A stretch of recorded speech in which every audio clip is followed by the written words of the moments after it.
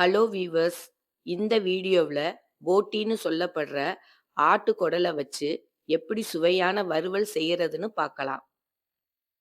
இந்த மாதிரி ஆட்டு குடலை சமைச்சு சாப்பிட்டோம்னா உடம்புக்கு ரொம்ப குளிர்ச்சியா இருக்கும்.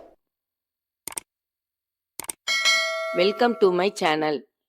போட்டி வறுவல் செய்யறதுக்கு என்னென்ன பொருட்கள் தேவைன்னு பார்க்கலாம். சின்ன வெங்காயம் 100 கிராம், பெரிய தக்காளி 2, இஞ்சி பூண்டு பேஸ்ட் 1 ஸ்பூன், ஜீரகப்பொடி 2 ஸ்பூன், மிளகு பொடி 1 ஸ்பூன், மல்லிப்பொடி 2 ஸ்பூன், குழம்பு பொடி 2 ஸ்பூன், உப்பு 1 ஸ்பூன். தாளிக்கிறதுக்கு சின்ன வெங்காயம் 4, சோம்பு பொடி 1 ஸ்பூன், கருவேப்பிலை கொஞ்சம்.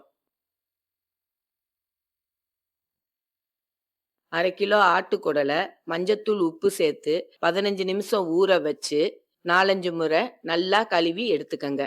அடுத்து தக்காளி வெங்காயம் வச்சு ஒரு பேஸ் எப்படி செய்யறதுன்னு பார்க்கலாம். ஒரு கடாயில 2 ஸ்பூன் எண்ணெய் ஊத்திக்கங்க. எண்ணெய் சூடானதும் வெங்காயத்தை ஆட் பண்ணி வதக்கி விடுங்க.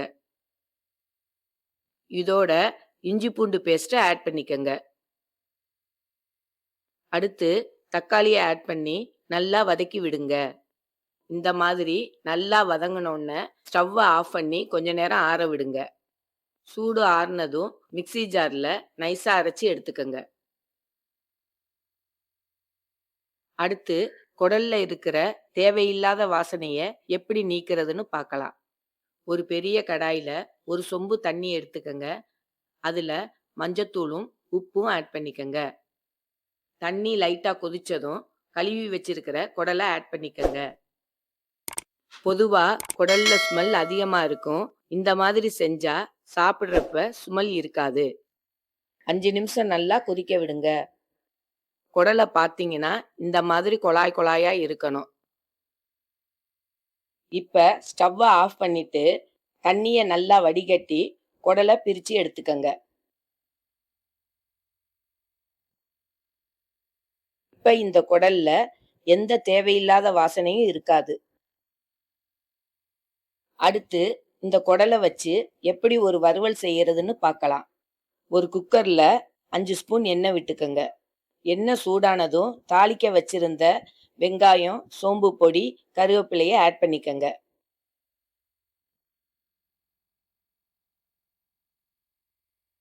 அடுத்து குழம்பு பொடி, மல்லிப்பொடி சேர்த்து நல்லா கிளறி விடுங்க.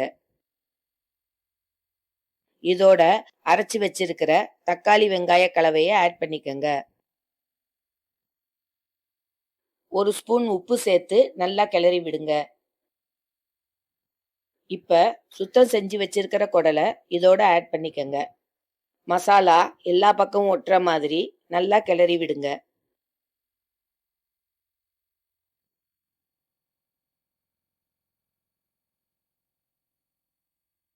குடல் நல்லா மூழ்கிற அளவுக்கு தண்ணி ஊத்திக்கங்க.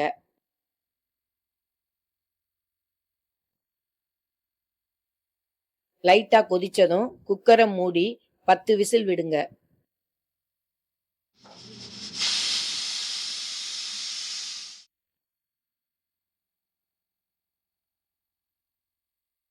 சிம் அடங்குனதும் மூடியை திறந்து பார்த்தா குடல் இந்த மாதிரி நல்லா வெந்திருக்கும். இப்ப வறுவல் செய்யறதுக்கு ஸ்டவ்வை ஆன் பண்ணி குடலை நல்லா கொதிக்க விடுங்க. நல்லா கொதிச்சு வந்த உடனே ஜீரக பொடியும் மிளகு பொடியும் ஆட் பண்ணி நல்லா கிளறி விடுங்க. ஸ்டவ்வை சிம்மில் வச்சு தண்ணி நல்லா வத்துற வரைக்கும் வெயிட் பண்ணுங்க. இந்த மாதிரி வறுவல் பதத்துக்கு வந்த உடனே ஸ்டவ்வை ஆஃப் பண்ணி இறக்கி வச்சிருங்க.